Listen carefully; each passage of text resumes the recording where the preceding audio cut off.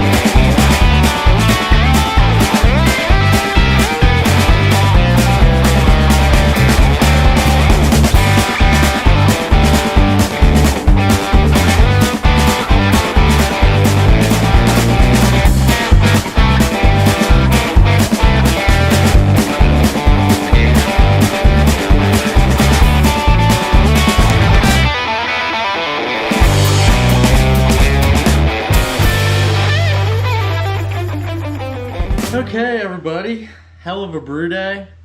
So my gravity, my intended gravity was 1053, my target gravity. I ended up at 1045, but I didn't sparge, I didn't rinse the grains.